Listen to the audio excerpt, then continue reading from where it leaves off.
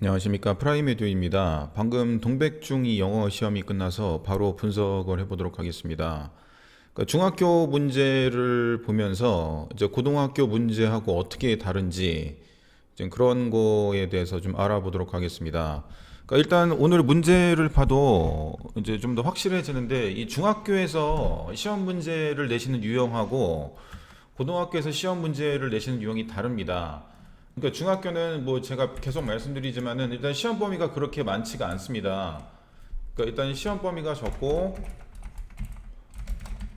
그 다음에 이제 변형이 이제 거의 안 됩니다. 안 된다고 보시면 됩니다. 그러면 이제 시험 문제를 어렵게 내야 되니까, 어렵게 내는 킬링 문제가 이제 문법을 어렵게 내세요. 학생들이 문법을 많이 틀리기 때문에. 이 말은 무슨 말이냐면은, 문법을 중학교 시험에서는 잘 잡아주면은 거의 틀릴 일이 없습니다. 근데 고등학교는 반대로 시험 범위가 많고, 그 다음에 변형이 많이 됩니다. 변형이 많이 되니까 학생들이 어려워하고요. 문법보다는 어휘 쪽하고 논리 쪽이 킬링 문제입니다. 그러니까 등급을 가르는 문제입니다. 예, 한번 직접 보실게요. 그러니까 1번부터 6번까지는 이제 그거예요. 그 이제 회화에서 나오는 거기 때문에 고등학교 수능이라든지 내신에서는 거의 안 나온다고 보시면 됩니다.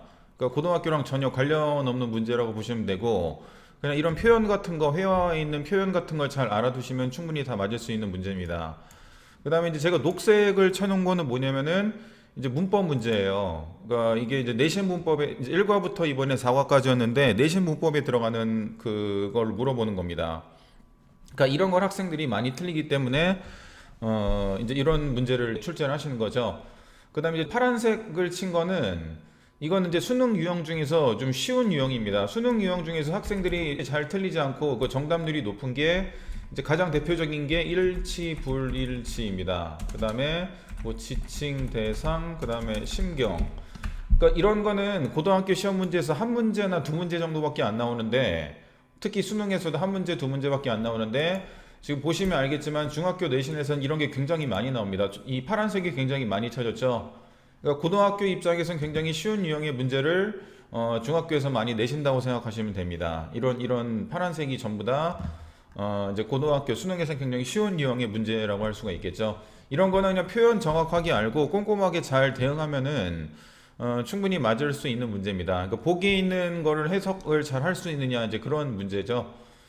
예, 그리고 이제 쭉 보시면 알겠지만 역시 이제 어법 같은 게 많이 출제가 됐고, 이제 이런 거를 학생들이 맞아야지 이제 좋은 성적을 얻을 수가 있습니다. 특히 이제 8번 같은 경우는 학생들이 많이 틀려요. 그래서 이제 내신 준비할 때도 이제 엄청나게 여기에 포커스를 맞춰가지고 준비를 했습니다. 그래서 예, 뭐 다행히 맞았네요. 예, 그렇고요.